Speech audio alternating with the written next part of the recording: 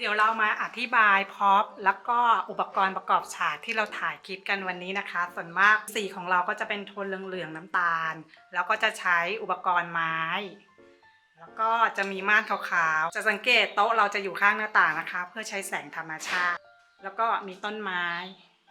แล้วก็จะมีผ้าปูสีขาวบนโต๊ะวันนี้เราใส่ผ้ากันเปื้อนสีขาวค่ะโทนของผ้ามันก็จะเป็นขาวน้ำตาลเหลืองฝากติดตามคลิปของพวกพี่ด้วยนะคะเดี๋ยวครั้งหน้าเราจะสอนถ่ายแบบละเอียดมากกว่านี้ค่ะ